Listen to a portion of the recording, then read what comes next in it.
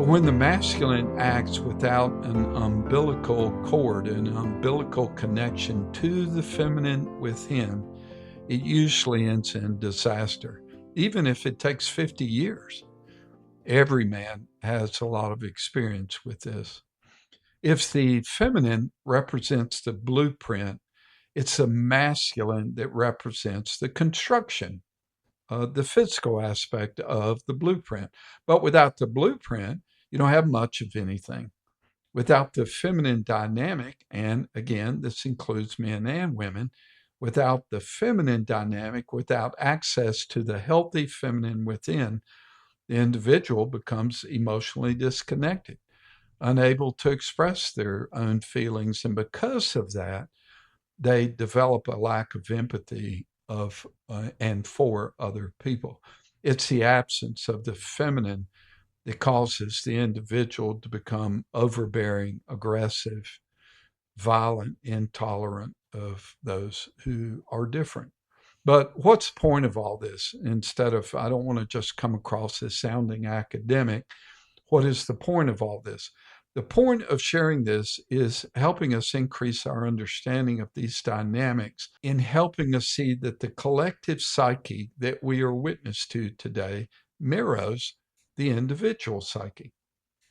When a society becomes dominated by a perverted, aggressive masculine energy, as we see in our country today, it will rely upon concepts like winners versus losers, us versus them, strength versus weakness, and it only seeks to fulfill its own perversions of its own truth and control. Welcome to Becoming You, the Path to Consciousness, where we apply spiritual wisdom and truth to your everyday life. I'm really happy that you're here. I'm Haydn Hasty, and I feel a little out of place today because Terry is not able to be with us. Our youngest son is in the military, and I'm really not allowed to say much more than that, other than to say that Terry is with him and his family for several weeks, and I'm certain that she'll be with us in the next episode next week. In a number of episodes that we've done, we refer to the current demise and decline of the United States, a process that is accelerating and moving through the stage of ignorance and destruction toward its intended goal of creation of a more evolved society that rests upon a more evolved human being. You can't create a perfect world out of imperfect human beings.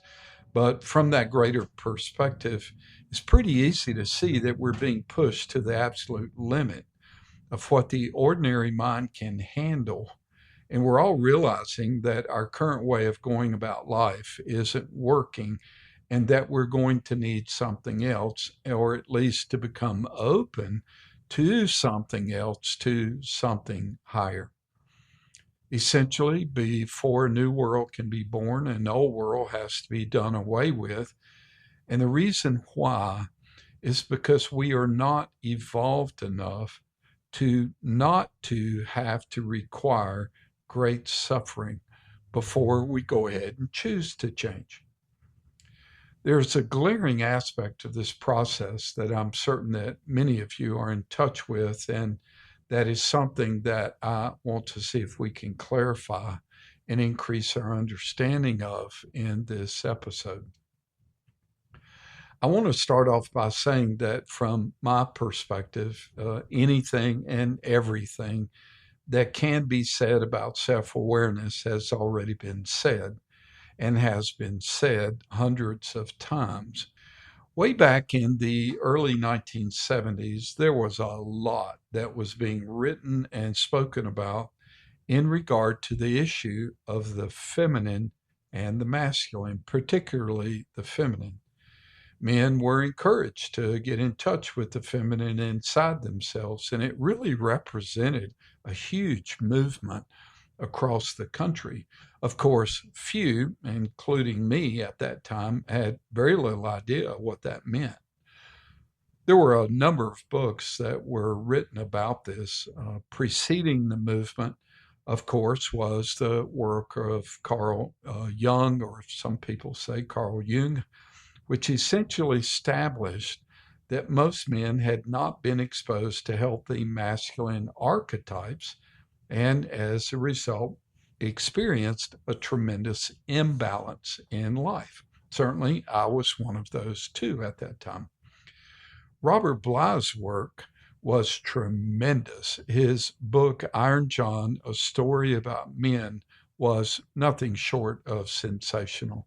It really should be required reading for every adolescent male between the ages of 14 and 16, so we don't end up dealing with adolescent males in their 60s to 80s.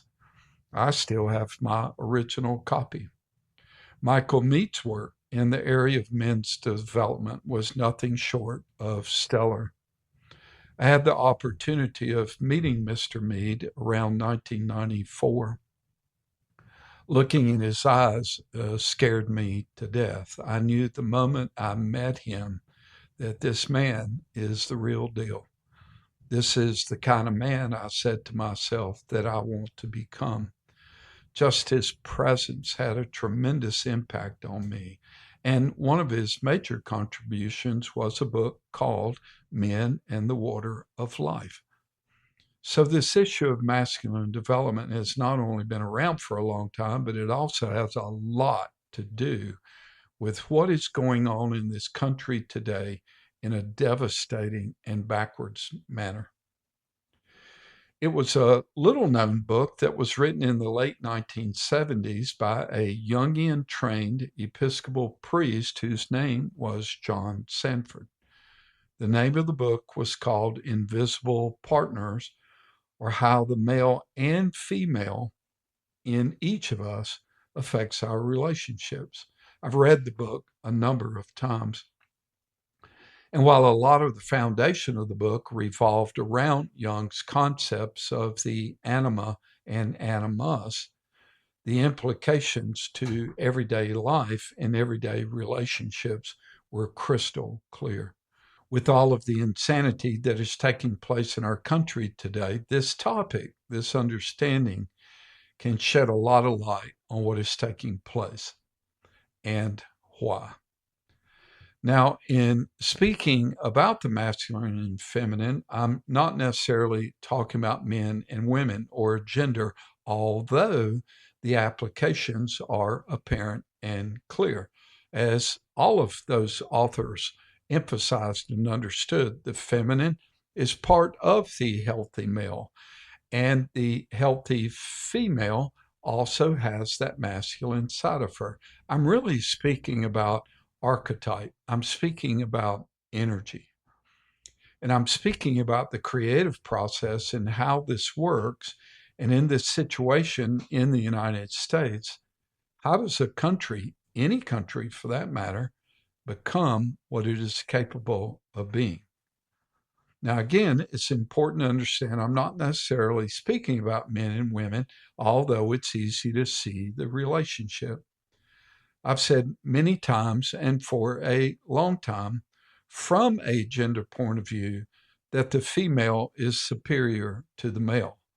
And if you are a man and you haven't noticed this, then I would suggest that you're not paying attention. This doesn't mean that all women are superior to all men. There are unevolved women just as there are unevolved men. Again, I'm speaking less about gender and what that energy is comprised of. The way I like to frame this issue up of the feminine and the masculine, and please notice that I put the feminine before the masculine, is to say that it is the feminine that allows and the masculine that causes. Let me say that again. The feminine allows and the masculine causes. Life begins with the feminine. The feminine provides the womb, the allowing. The masculine provides the sperm, so to speak, or the causing. The absence of either one creates all kinds of issues, whether it's in an individual or it's in a society. If you only have the feminine, if that is your basis of functioning, you typically become passive and directionless, easily overwhelmed by emotional issues. And all of you should feel free to add some descriptors from your own experience to this understanding. If you only have the masculine, and now you'll be able to see all kinds of relationships between this dynamic and what's going on in the country. If you only have the masculine without access or understanding of the feminine, you become rigid, domineering, disconnected in relationships, and the list goes on and on. Aggressive, unwilling to be criticized, unwilling to experience empathy for the suffering of others, etc. And every single man has been there before. All evolved males have been there before. When you look at the dynamic of the healthy feminine, whether it's the feminine in the female or the feminine in the male, once again, it is the feminine that allows. It creates deep relationship, connection, and feeling. It doesn't try to force things to happen. It creates openings and possibilities. It is the masculine inside the female and the male that acts upon those openings and possibilities. It's really kind of, sometimes I think of it as a container, a womb, so to speak, that allows for creativity, unstructured ideas, but ideas that serve as the pathways to breakthrough and transformation, emotional depth, and authentic, real relationship. And again, using this understanding of the feminine allowing life and transformation begin with the feminine.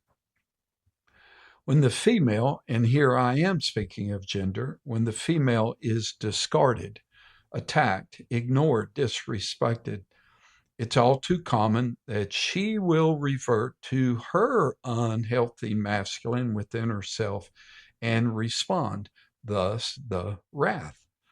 And I've never met a single man over the course of my life, including myself, who has the ability to withstand the unhealthy masculine of the female for more than maybe a minute or two. And I would suggest that there's not a man on this planet who has not experienced the wrath of the feminine because of his lack of understanding of this. Masculine energy is very linear, it's very goal oriented, and it takes the unstructured ideas that were formed in the feminine, in the allowing, and it pushes them out there in the world into the physical. It's the healthy masculine that causes things to happen through willpower, appropriate boundaries, judgment, and decision making that is based on integrity, values, and truth. And of course, the female contains the healthy masculine dynamic inside of her. But when the masculine acts without an umbilical cord, an umbilical connection to the feminine within, it usually ends in disaster, even if it takes 50 years. Every man has a lot of experience with this. If the feminine represents the blueprint, it's the masculine that represents the construction, the physical aspect of the blueprint. But without the blueprint, you don't have much of anything. Without the feminine dynamic, and again, this includes men and women, without the feminine dynamic, without access to the healthy feminine within, the individual becomes emotionally disconnected, unable to express their own feelings. And because of that, they develop a lack of empathy of and for other people. It's the absence of the feminine that causes the individual to become overbearing, aggressive, violent, intolerant of those who are different. But what's the point of all this? Instead of, I don't want to just come across as sounding academic, what is the point of all this? The point of sharing this is helping us increase our understanding of these dynamics in helping us see that the collective psyche that we are witness to today mirrors the individual psyche. When a society becomes dominated by a perverted, aggressive masculine energy, as we see in our country today, it will rely upon concepts like winners versus losers, us versus them, strength versus weakness, and it only seeks to fulfill its own perversions of its own truth and control. But you can't cure a collective problem from the top down, from the point of view of the collective. Understood correctly, the problem is not Trump, but the millions of people that support him, that support this unhealthy, violent, psychopathic masculine dynamic. The problem wasn't Hitler, but the millions of people that supported him. And today we are witness to millions of people projecting their own internal sense of powerlessness and despair onto an individual who they mistakenly expect is going to fight their battles for them. But you can't fix that. You cannot heal the collective, but you can heal you. If it's of any comfort to anyone, if you look at the distorted male, the one who denies being wrong, the one who is terrified of vulnerability, which it sees as death, and will do everything it can to avoid expressing fear and shame, and most importantly, grief, which, by the way, I consider to be the cure for the developmentally arrested male, and I'm being kind when I use that term. This masculine model was idealized throughout the early centuries of human life. It took care of business, even if that business was the obliteration of another race of people or the accumulation of wealth at the expense of millions of innocent people. Learning to grieve opens the heart and opens the door to the repressed feminine within. But remember, it's the feminine that allows. It's a creative labyrinth, you might think of imagining possibilities that until then could never have been considered. It was my first teacher who I met when I was 27 years old, Dr. Tony Speed, Vice President of Farr Associates. It was a behavioral science firm who taught me how to grieve. There were two essential learnings that I gained from him that I carry with me today. He taught me that my anger, my rage, mainly due to my childhood, was nothing more than a blanket that covered up my sadness, and that my depression, that was a result of my sadness, that I could experience in a really overwhelming way that could last months at a time, that the source of that depression was repressed sadness. So essentially, what he was saying that he would teach me, the source of depression was repressed grief. In a single moment, after months, maybe it was several years of working with him, I got it. I had learned to cry, and I've often said that once I started learning how to consciously cry and deal with my past and my sadness, I've never been able to stop. I can cry driving down the road, seeing a beautiful sight, or seeing just a beautiful act of kindness that you see someone perform for no reason whatsoever. I've never been able to stop. But it was if in a single moment my depression evaporated. I would never be depressed again after that. I'm not trying to paint myself as a poster child of this understanding, but simply to say that I too have tried to walk this path. There are a lot of things that I have not become, but being trained and taught and in the hands of a master of self-awareness, I would become a master of grief. If we understand this correctly, we would understand that it's an issue of, I guess you could say, and I'm really being kind when I say this, arrested development.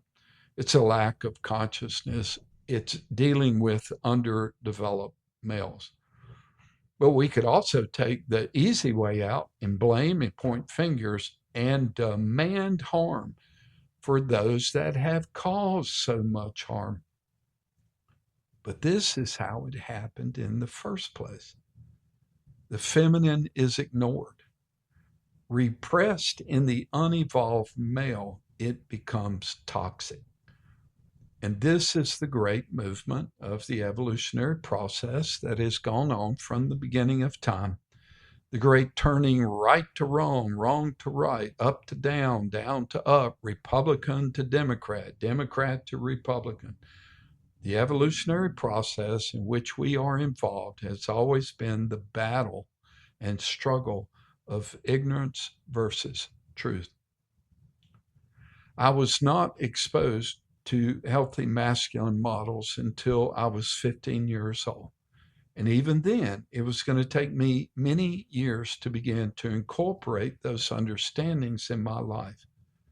I have so much that I would love to share about the men that would come into my life and point the way.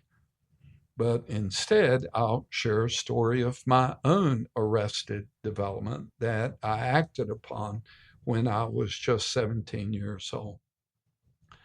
I was home from a private school for at the end of my first year. It was summertime, and my twin brother and I were at the public swimming pool.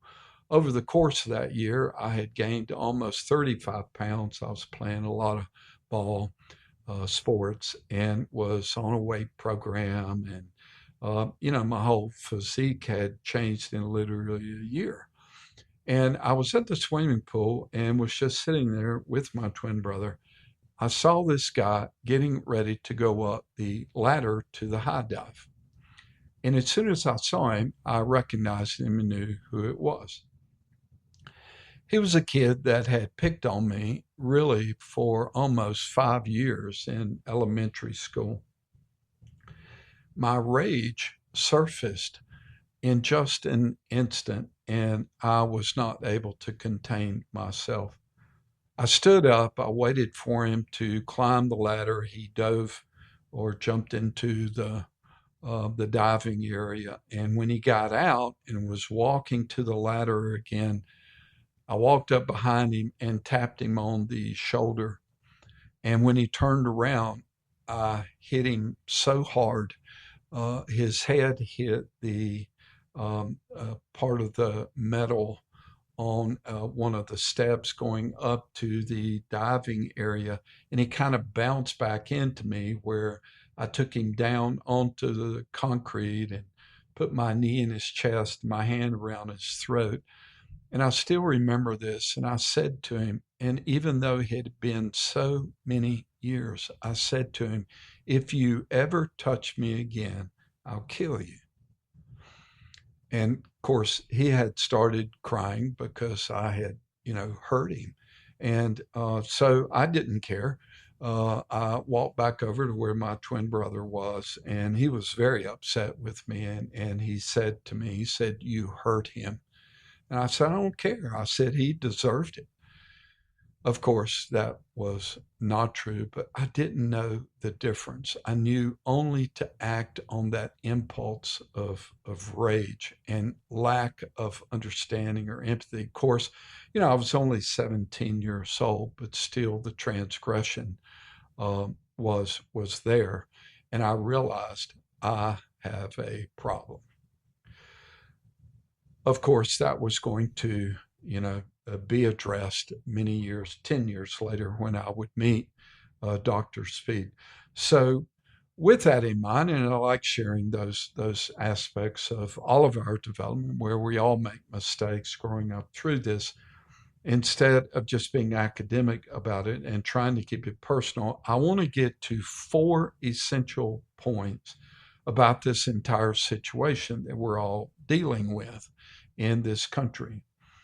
The healthy, evolved masculine the healthy, evolved male, is boundaried. They have their boundaries, but it's flexible. It protects the vulnerable. It argues for and articulates the truth. It admits mistakes. It takes responsibility. And that is a huge aspect of knowing that when you witness a male doing that, something has shifted, something has changed. Number two, vulnerability to the healthy male is power. It is strength that no one can shame. It is clarity that no one can confuse. Expressing vulnerability to the healthy male who has that umbilical cord to his feminine is a cleansing. It makes way for connection to the feminine, to the allowing. Number three, there are many characteristics that could be mentioned, and I hope you'll come up with your own. But one of the most visible, measurable aspects that I have witnessed in my life, in all of my work in leadership development and individual coaching, in the evolved masculine, in healthy males, is their absolute conscious intention of building structures, organizations, mechanisms that allow other individuals to grow and expand and thrive. And that includes their families and their love relationships. They create environments in which people win. And we've all met men and women who have lived out this understanding. And number four, the true masculine, the true male, becomes a warrior who is born through the realization of love. Not war, not division, but unity, inclusion, and who has the strength and the fierceness to protect it. And today, in the United States, in this political environment and that we're witness to, we see the exact opposite of what I'm talking about, the desecration of the feminine.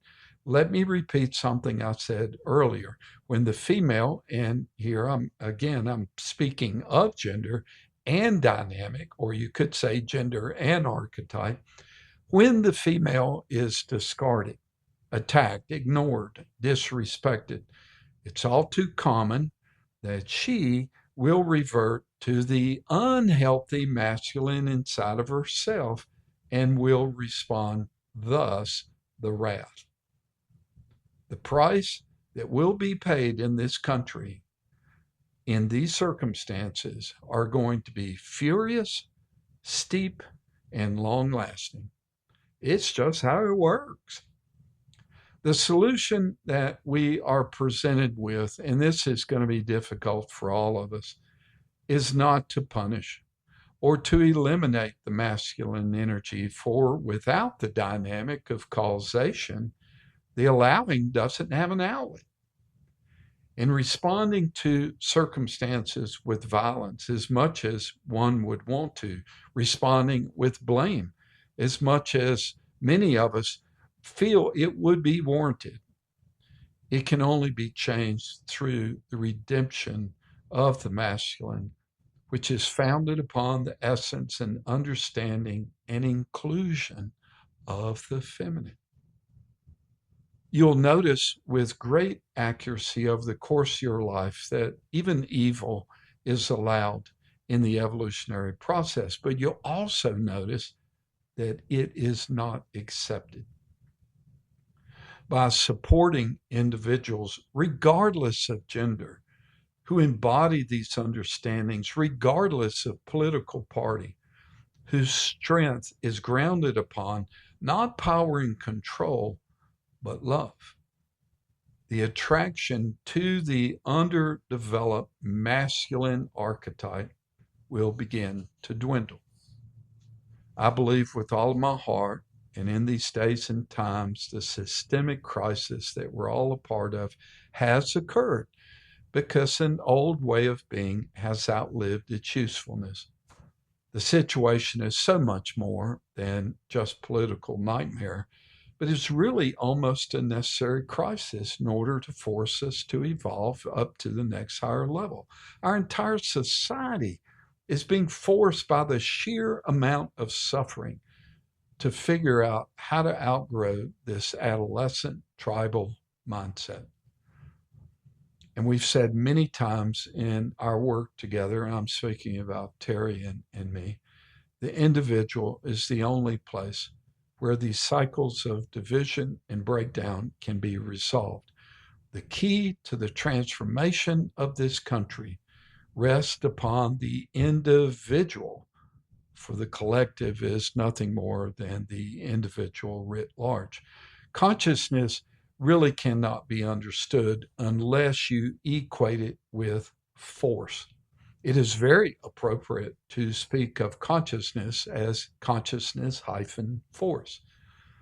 The masculine is actually afraid of the feminine, or I should say the unevolved masculine is actually afraid of the feminine, and rightly so.